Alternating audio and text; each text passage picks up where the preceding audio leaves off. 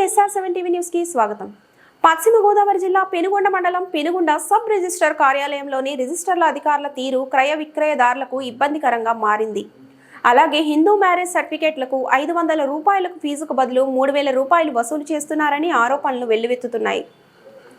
కనీస అవగాహన లేని ఉద్యోగస్తులు సబ్ రిజిస్టర్ కార్యాలయంలో పనిచేయడం, సరైన పత్రాల డాక్యుమెంటేషన్ విషయంలో అవకతవకలు జరపడం, స్టాంపు ఛార్జీల పేరుతో అధిక మొత్తంలో వసూలు చేయడం, బ్యాంకు లోన్లకు సంబంధించి డాక్యుమెంటేషన్లు సరిగా చేయకపోవడం లాంటి అనేక సమస్యలను పెనుగొండ సబ్ రిజిస్ట్రేషన్ ఆఫీసులో ఎదుర్కోవాల్సి వస్తుందంటూ క్రయ విక్రయదారులు ఆందోళన వ్యక్తం చేస్తున్నారు.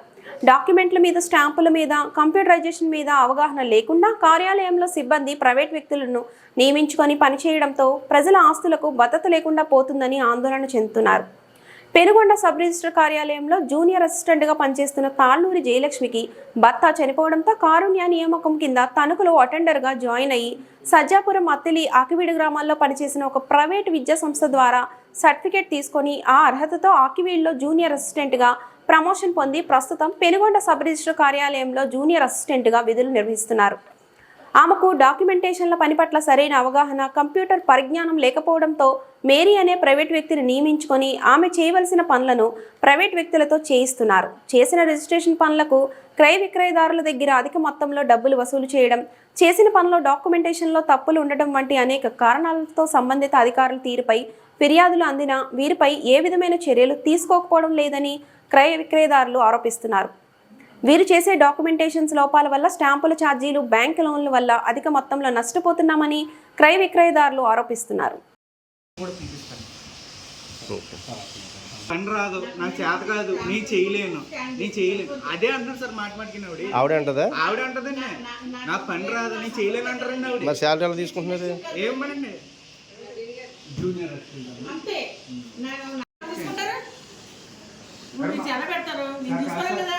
మాకైతే తీవ్రంగా ఇబ్బంది కలుగుతుందండి. మీ అభిప్రాయం ఇప్పుడు ఏం కావాలి? మా అభిప్రాయం ఏంటంటే మా పన్ను మా అవ్వాలండి. ఆవిడ అనుకుంటే నేను ఏం చేయలేనండి.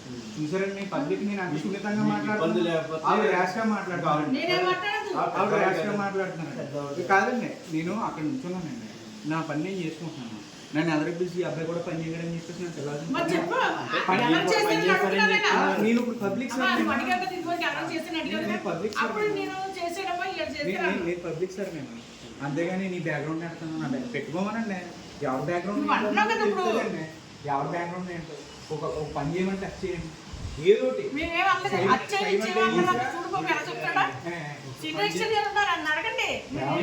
ఏమన్నా ఒక నిమిషం గట్టిగా మాట్లాడతారండి.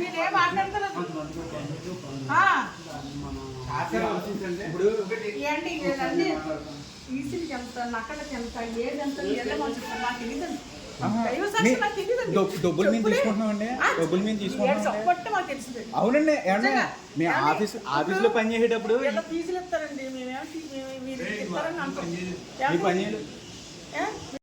నా పేరు శివరాం గోపాలకృష్ణ అండి. ఇక్కడ పెనుగొండ ఆఫీస్లో జూనియర్ అసిస్టెంట్గా పనిచేస్తున్న తాళ్ళూరు జయలక్ష్మి గారి వల్ల మేము చాలా ఇబ్బందులు పడుతున్నాం అండి.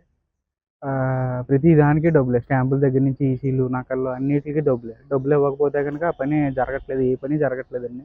ఈ విషయమే చాలాసార్లు డిఆర్ గారికి కంప్లైంట్ చేసాం, గ్రీవెన్స్లో కూడా కంప్లైంట్ చేసామండి. దాని గురించి ఆయన చెప్తుంటే ఇదిగో వస్తాం అదిగో వస్తామని ప్రతి విషయం దాటేస్తున్నారు ఆయన. ఇప్పుడు ప్రైవేట్ వ్యక్తులను పెట్టుకుని పని చేస్తుందండి. ఈవిడికి అసలు పని అన్నది ఏమీ రాదండి. పైపెచ్చి డాక్యుమెంట్లు ఏదన్నా రిజిస్ట్రేషన్ తెచ్చుకుంటే సాక్షి సంతకాలు డాక్యుమెంట్ హోల్డర్సే వస్తుంటే వీళ్ళని ఎందుకు పెడుతున్నారు? పలానా వ్యక్తి ఉన్నాడు, నాకు తెలిసిన వ్యక్తి ఉన్నాడు, ఆయన చేత సాక్షి సంతకాలు పెట్టేసుకొని ఇబ్బంది పెడుతుందండి. ప్రతి దానికి ఇక్కడ స్టాంపుల దగ్గర నుంచి ప్రతి దానికి డబ్బులే. మ్యారేజ్కి వచ్చినా కానీ మ్యారేజ్ దగ్గర కూడా గట్టిగా వసూలు చేస్తుందండి. సుమారు మ్యారేజ్కి అవ్వాల్సిన ఫీజు 500 అవగా దగ్గర 2000 నుంచి 2500 వసూలు చేస్తుందండి. ఆయన సెపరేట్ ఇక్కడికి ఎవరన్నా వచ్చారని, మ్యారేజ్కి ఎవరన్నా వస్తే పలానా వ్యక్తి ఉన్నారు, అక్కడికి వెళ్ళి ఆయన చేత చేయించుకోమని చెప్పేసి చెప్తున్నారు. ఆ సబ్ రిజిస్టర్ దృష్టికి తీసుకెళ్ళాను కానీ ఆయన తూతు మంత్రంగానే పట్టించుకుంటలేదండి. నా పేరు అడవి నాగకృష్ణ రాజశేఖర్ అండి. నేను సుమారు ఒక 4-5 నెలల క్రితం పవన్ కళ్యాణ్ గారి మీటింగ్ పెనుగొండలో జరుపుకుండగా పెనుగొండ సబ్ రిజిస్టర్ ఆఫీసులో పనిచేస్తున్న సిబ్బంది జూనియర్ అసిస్టెంట్ అయిన జయలక్ష్మి అనే ఆవిడకి సరైన చదువు పని చేయడం రాకపోవడం వల్ల ప్రజలు చాలా ఇబ్బంది పడుతున్నారు. ఆవిడకి రివర్షన్ ఇవ్వాలని చెప్పి మరియు సబ్ రిజిస్ట్రార్ గారు పాజిటివ్ నెంబర్ ఇవ్వాల్సిన నెగిటివ్ నెంబర్లు ఇవ్వడం వల్ల ఇద్దరు కక్షిదారులు సుమారుగా 60,000 రూపాయలు నష్టపోయారు. ఆ నష్టపరిహారం మీరు రికవర్ చేయవలసిందిగా కోరుతున్నామని చెప్పి పవన్ కళ్యాణ్ గారి మీటింగ్లో పిటిషన్ ఇవ్వడం జరిగింది. ఆ తర్వాత ఆ కంప్లైంట్ని డిఐజీ గారికి మెయిల్ చేయడం జరిగింది. డిఐజీ గారు దాని మీద ఏమి రకమైన యాక్షన్ తీసుకోకపోతే సమాచార హక్కు చట్టం ప్రకారం నా ఫిర్యాదుపై ఏ రకమైన చర్యలు తీసుకున్నారని అడగగా వారు జిల్లా రిజిస్ట్రార్ వారిని ఎంక్వైరీ అధికారిగా నియమించాం. వారు ఎంక్వైరీ కండక్ట్ చేసి మీకు దాని పత్రాలు ఇస్తారని చెప్తే నాకు తిరిగి మెసేజ్ ఇచ్చేయడం జరిగింది. ఆ రోజు నుంచి ఈ రోజు వరకు జిల్లా రిజిస్ట్రార్ గారు ఎంక్వైరీ చేయడం కానీ మళ్ళీ మమ్మల్ని ప్యాకేజీ చేయడం కానీ మళ్ళీ ఏమీ జరగలేదు. అది కొన్ని రోజులకి మీ పిటిషన్ నేను పీజీఆర్ఎస్లో కూడా అప్లై చేస్తే ఇంతవరకు అమౌంట్ రాలేదండి. పీజీఆర్ఎస్లో కూడా అప్లై చేస్తే మీ ఫిర్యాదు పరిష్కరించామన్నారు కానీ సమస్యలాగా ఉండిపోయింది. ఆవిడ వల్ల ప్రజలు చాలా ఇబ్బంది పడుతున్నారు. ఆవిడ పేరు జయలక్ష్మి అండి, జూనియర్ అసిస్టెంట్గా పనిచేస్తున్నారు. ఆవిడ వల్ల ప్రజలు చాలా ఇబ్బంది పడుతున్నారు. చదువు రాకపోవడం, ఆవిడకి ఏ రకమైన పని చేయకపోవడం వల్ల ఒక ప్రైవేట్ వ్యక్తిని నియమించుకుని ఆవిడ ఆఫీసులో పని చేయించుకుంటున్నారు. ఆ పని చేయించుకోవడం వల్ల ఏమవుతుందంటే ప్రైవేట్ వ్యక్తులు వీళ్ళు కలిసి దందా చేస్తున్నారు. దానివల్ల ప్రజలకు చాలా ఇబ్బందిగా ఉంది. ప్రజల నుంచి అనేక విజ్ఞప్తులు వచ్చినా సబ్ రిజిస్ట్రార్ వారు కానీ జిల్లా రిజిస్ట్రార్ వారు కానీ సంబంధిత డిపార్ట్మెంట్ ఎవరు కూడా ఇంతవరకు ఏ రకమైన చర్యలు తీసుకోవట్లేదు. చాలామంది ఫిర్యాదులు చేశారు. ఏ రకమైన కంప్లైంట్స్ చేయట్లేదు, పరిష్కరించట్లేదు. సార్ నేను పెనుగొండ సబ్ రిజిస్టర్ చేస్తున్నానండి. ఇప్పుడు కొన్ని అలిగేషన్స్ వచ్చినాయి. అవి ఏంటంటే హిందూ మ్యారేజ్లో కొంచెం అమౌంట్ ఎక్కువ తీసుకున్నట్టు నాకు తెలిసింది. జస్ట్ వాళ్ళు పబ్లిక్ డైరెక్ట్గా మమ్మల్ని అప్రోచ్ కాకుండా మీడియేటర్ని అప్రోచ్ అవుతున్నారు. వాళ్ళు అలా అప్రోచ్ అవ్వడం వల్ల వాళ్ళు ఎక్కువ అధిక మొత్తంలో వసూలు చేస్తున్నారు. నేను ప్రజలకు ఒకటే మనవి చేస్తున్నాను, పార్టీని డైరెక్ట్గా నా దగ్గరికి వస్తే వాళ్ళ దగ్గర ఫీజు కట్టించుకొని నేను డైరెక్ట్గా రిజిస్ట్రేషన్ చేయిస్తాను. వాళ్ళకి ఏం కావాల్సిన వాళ్ళకి తీసుకుని వాళ్ళకి ఇస్తాను. లేదండి, అది పొరపాటు. అది వాళ్ళు ఏదో పొరపాటు చెప్పుకుంటారు. అదేలేండి, మేమైతే నా దృష్టికి అయితే రాలేదు. అది మనకు తెలియదు.